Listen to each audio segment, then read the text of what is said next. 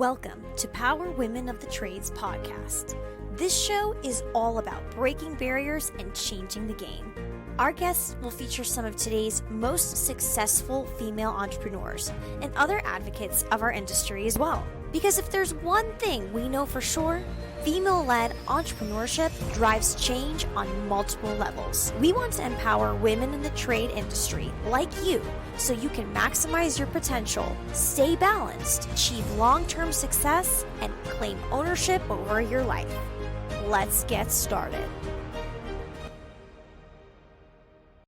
Hi, welcome to the Power Women of the Trades podcast. I am Cassie, and we're here with Leslie and Warren from Yellowstone Local.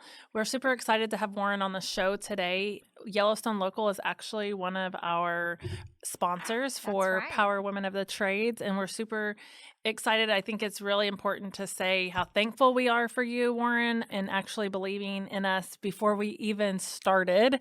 We were talking to sponsors before we had ever had an episode live, and they're, so I think it's like really profound to recognize those sponsors that jumped on with us and just knew that this was going to be what we knew it would be, with really no analytics to prove it. So welcome to the show, Warren. Hey, Warren. Yeah, thanks for having me. And I think you brought up an important point there, unintentionally, how important vision can be to sales and recruiting. I bought into the vision. I was already bought in. Completely all about what you guys are about here on the podcast. So happy to be here. Excited to have a good discussion. Awesome. We're excited. So can you tell us a little bit about Yellowstone Local? Yeah, so I think to understand Yellowstone Local, kind of how we got here, maybe over the last 8 or 9 years, I've been almost exclusively dedicated to helping home service companies win at marketing, right? So during that time, I would consistently speak with 3 to 5 business owners every single day, whether it be clients, sales conversations. And really the one thing that I would continuously hear over time would be, the challenge in finding and hiring employees, right? I don't need any more leads, but if you have a plumber, I'll buy one of those. Right. It's kind of something I've heard more than once. And it really resonated with me, and I was, always interested in solving it. But the problem, of course, got a lot worse during COVID, to the point where I would miss out on a ton of sales opportunities. I lost clients that I was performing really well at. They just didn't need any work. Actually, they needed less work or more employees. So finally, I said, okay, this is definitely, in my view, the biggest problem facing the industry. I couldn't find really any companies in the space that felt like they were maybe trying to or were solving the problem in the way that I would. So I took a small step back from my previous company I founded and started Yellowstone Local shortly after. What we do is kind of a unique, fully comprehensive marketing solution where we address literally at every aspect of employer branding, recruiting, and the hiring process for home service companies, where either they're challenged with can't hire a recruiter because it's cost prohibitive or don't have the time, et cetera. So really, that's what we're about, and really being a marketing and sales focused recruiting company, which we'll probably get into a bit later. But I think that's really our distinction in the marketplace. So what do you think the biggest challenge is for a plumbing or HVAC company when they're trying to recruit skilled technicians? I mean, that's the $1 million question, right? So what are you seeing as the biggest challenge? Yeah, well, you're right. No shortage of challenges when it comes to recruiting skilled techs, right? When I begin to think about some of them, if not all of them, I would say that the biggest challenge to me is actually the company's mindset and what companies understand recruiting is and what it ought to be. What I mean by that is, again, like our approach to the problem is really based on addressing like every possible aspect of that process for the client. So in that journey, what I found is how companies understand and think of recruiting, the lies that they tell them. Nobody wants to work anymore. The government's paying people, not to work is a lie that we tell ourselves.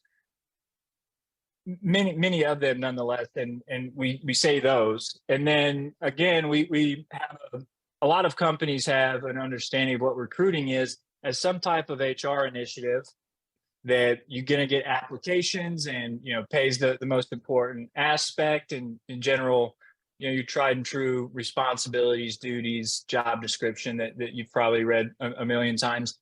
And that the candidate pool is kind of limited to the applications that they'll get. And then that you can just kind of do it reactively, recruit and find skilled technicians only at the point when you need them. So just that general overall framing of what recruiting is, what it should be, and maybe the mindset behind actually solving the problem. I think that's the biggest challenge for what I see as skilled trades. If a little bit different approach in the way you think about it, you can actually get amazing results, find amazing people, build amazing teams. Seen it done and have helped do it. And if the industry and just really companies abroad, I don't think it's even exclusive to this, if they can kind of wrap their head around that, I think the results will in turn show up. Yeah. Yeah, and I think that, I wrote down recruiting as a mindset because I think that's true. I think a lot of us in our space are really guilty of not having a plan. We think we have a plan. So I know what I want to do in revenue this year and how many people it'll take to do it. And then I've got my posts on Indeed and I've got my things here, but then that's really it. And it's on idle. And then you really need to partner with a company like Yellowstone. So you have someone that's like keeping a grip on what your company needs and is how actively doing it, because recruiting is really a full-time job in itself if you're going to stay staffed to the level that you need to be staffed. Well, and I like that you said that you were saying most of us are just reactive. Mm-hmm. Yeah, I mean, it's the continuous Imagine waiting until you didn't have any calls on the calendar that day to call a marketing company for help, right? Right. And if you take that, it's a terrible approach, and people know that, but they just don't stop to think about it because that's really how you did it 10 years ago, right? You didn't really, maybe the problem wasn't as large, right? You could find people, you knew people in the town that needed a job, and you had that, candidate pool or that bench of people waiting to come work for you.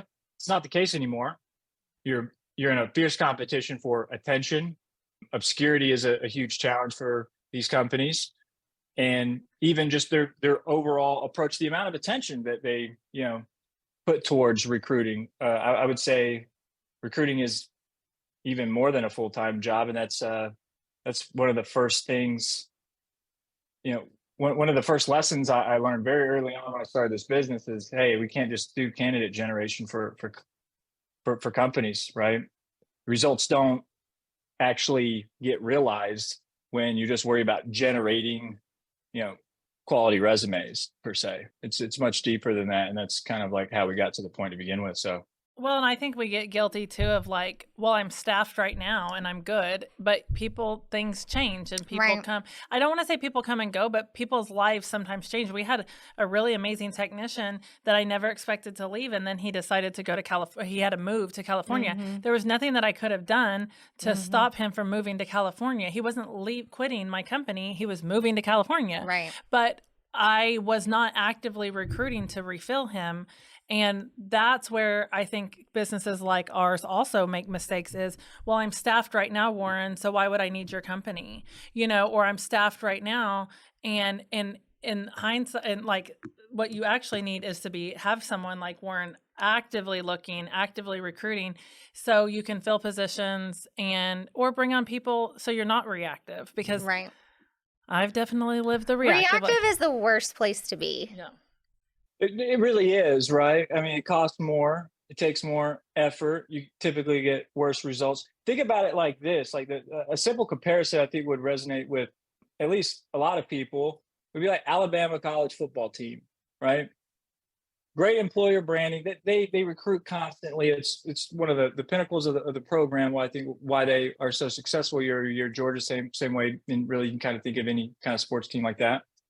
And say the start of this year, they don't need another quarterback.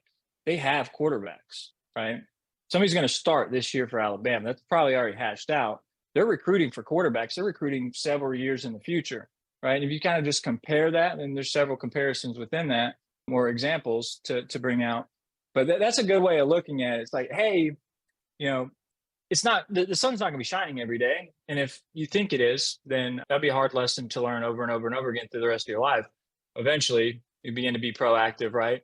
It's just, again, the entire mindset is just, this same theme plays itself out over and over again with recruiting and hiring in almost every aspect. And that's why, I think that's honestly the biggest challenge.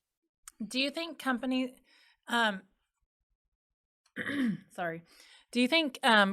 culture is a play in this on helping recruitment? Or how important is company culture? How important? I would say it's actually the most important aspect or thing to really get down. If you're really serious about building an amazing team, right? Culture is like, what is that team? What's the identity of that team? Who is that team, right? What's the culture of that team? And if you don't understand if you don't have a vision, right? Maybe as a CEO or the owner of a company, if you don't have a vision for what that team ought to look like, you're really playing from behind. A lot of businesses, and I made this mistake before, don't take the time to set out, like, what is our identity? What's my vision? What are people buying into, right? What's going to motivate them? What are we ultimately seeking to achieve? And then what's the culture, the rules, the values that we live by? Who are we? How do we act? Defining that, but then not just defining it and putting it on paper, right? Going about it like you would most business initiatives and creating a strategy and actually day-to-day tactics, things that you're going to do to drive the adoption of that culture, the belief in the culture. And then also, how do you address when people aren't in line with that culture? That's the very first step that we take in solving the recruiting problem, because it's going to shape what is the employee value proposition. What is your distinction in the market? Why, imagine the best HVAC tech in the world, A+, best hire. Why does that person want to work for you versus, the other 300 in your market? Mm-hmm. If you don't have that defined, right, you need to define it, right? You need to think about that and get it on paper and have effective messaging around it, and then live it when you hire those people. But that's going to be formed only by understanding culture, your company culture, your vision, and then taking that and transitioning it into an offering to an employee. I think, somebody's always going to be able to pay or willing to pay somebody more for a job. Right. Maybe Or the same. pays them, Yeah. And same, exactly. Right. they're going to pay you, or someone's always going to dangle a carrot, but you have to, people want to be a part of something, we've all started, if people listening have either working in a business or own a business, we all started in one truck, right? Whether if you work there, maybe you didn't, but the business started in one truck, and that truck, the vision and the culture of the company didn't just start in that one truck. Like it did, but it evolved and it evolved and it evolved. And it started by recognizing what people wanted in an employer and what they didn't want in a company. But then when you start recognizing that your team just wants to be a part of something, they want to be taken care of and appreciated, it becomes way more than just a paycheck. Yes, the goal is always to be the best paying in our area, but someone's going to try to beat us. Someone's going to try. Well, and it's such an easy way to get someone to bite initially, right? Yeah. Yeah. It's like a discount. Right. Like a discount. Okay. Tell me how companies can be using their social media in a way to help with recruiting. Because people love to talk about social media. So we don't hear a lot of discussion about recruiting and social media. Yeah. So social media specifically for this market, right? If you look at skilled trades, right, you have to kind of think about who that person is you're trying to attract, right? Recruiting is marketing, right? Yep. We forget that. Mm-hmm. Yeah, recruiting is marketing, and you can actually apply it to literally every single aspect. And the closer you can get those things, I think the better results that you get. And I think that's a very, very, very important aspect about how you should begin to think about recruiting. And it shouldn't be just a marketing initiative. It should be a business initiative. starts with a CEO, but every single person in my company, you have two primary jobs and one goal. Drive value is the goal. Two jobs. Everybody should be selling and everybody should be recruiting. And if you're not, then you're not bought into the vision, right? You probably have some kind of lack of belief in that, right? And so dialing that into social media, right, is if you think about the person you're trying to attract, right? You're trying to attract a millennial, right, who probably didn't have a ton of computer experience. They're working with their hands, right? They're not very computer savvy. They're not using Chat GPT, hanging out on TikTok. Maybe you guys are, but the general HVAC technician, perhaps, right? That's who they are. And if you they're not very good at writing resumes. Think about that, right? They don't like writing resumes. Maybe the good ones have never even had to have a resume, right? So that person It's almost leaves scarier his when they job. do have a resume. Yeah, exactly. And they're never good and they're hard to read, and they're rarely accurate. And it's a loose description of one's qualifications anyway. So if you think about that, then you think about, okay, now all I'm doing is I'm spending a couple $1,000s on Indeed. I got, I'm on Craigslist, et cetera. And all of those things require a resume, or at least an extent of a resume when you create the profile, right? And some of them make it easy and whatnot, but they're not applying for your job or actively looking for a job because of some of those things. It's like, hey, that's not my comfort zone. And it just never gets done, even though they hate their boss or they're driving an hour and a half to work, whatever the case may be. And so social media is a really good place to, instead of going to like an Indeed, which is the default, or Craigslist, whatever the case may be, go to where they are. Their attention's on Facebook specifically, I would say. If I'm gonna pick the social platforms, they're also not on LinkedIn, right? Social media is incredibly important when you consider that a lot of techs, skilled trades employees in general aren't on LinkedIn, and like 95%, a vast majority of all of the recruiting tech is kind of LinkedIn focused, at least like candidate sourcing generation technology. It kind of starts with LinkedIn because that's where the broader market is. Doesn't apply here. Right. So getting an effective social media strategy, and I would actually create a separate Facebook page dedicated to careers. So if I was Yellowstone Home Services, I would have that Facebook page, but I would have Yellowstone Home Services Facebook career page, right? Just like you would have a page on your website. And that's something that we do for our clients. And instead of getting reviews from customers, I get reviews from employees. I can have autonomy over what content's produced. I'm linking to my careers page. I can then run ads, develop a following, right? An audience on that page that I can market, remarket to, and then really get serious about, having a good candidate database.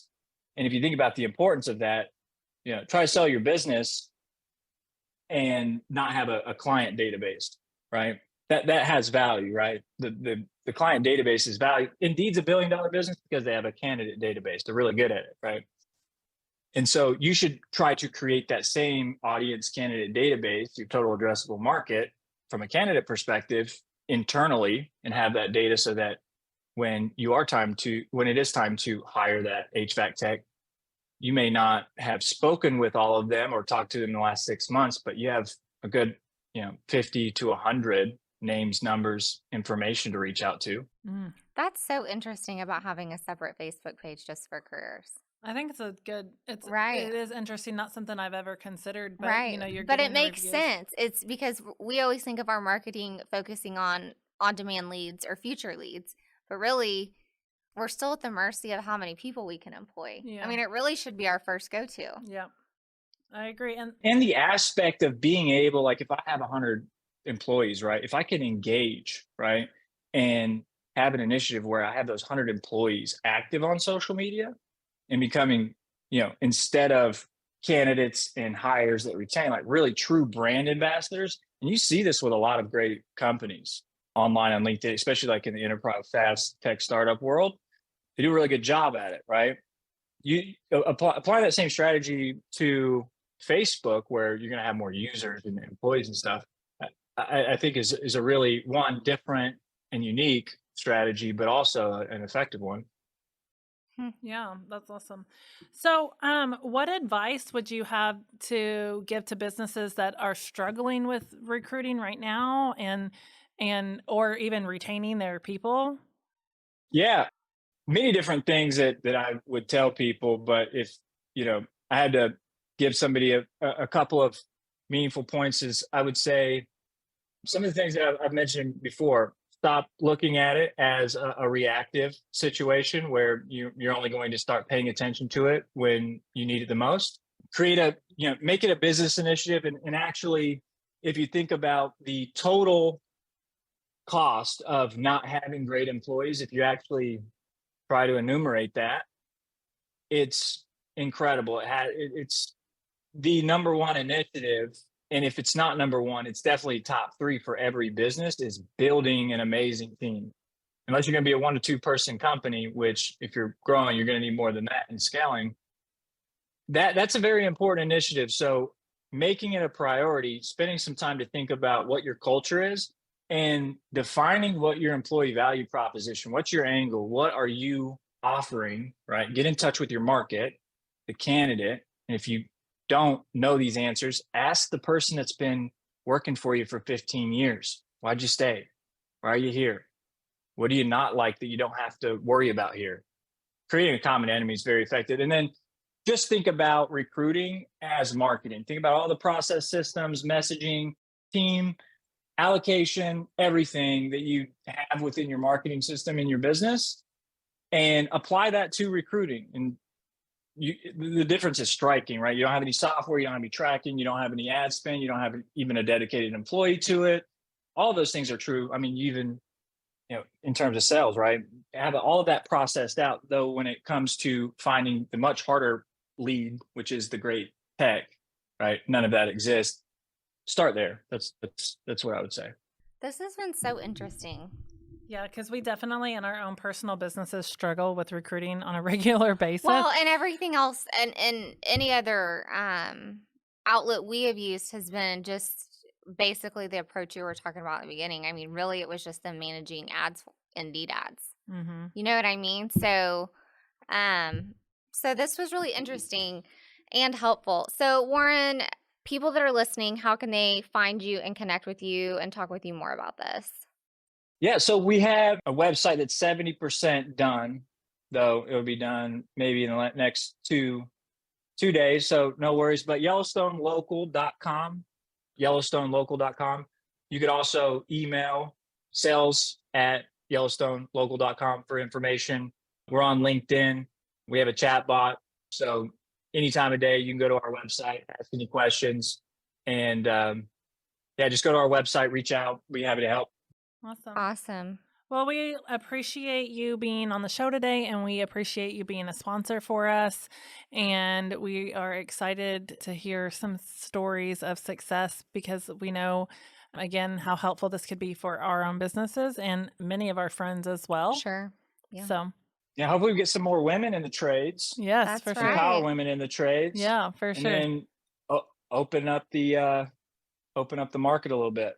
That's Absolutely. right. That's the Absolutely. goal. The goal for sure. Absolutely. All right. Thank you. Thank you, Warren. Have a good day. Thanks, ladies. I appreciate it. This has been Power Women of the Trades. Like what you hear so far? Leave us a review in Apple and make sure to listen to our other episodes wherever you enjoy listening to your podcasts. Thanks for listening, and we'll catch you on the next one.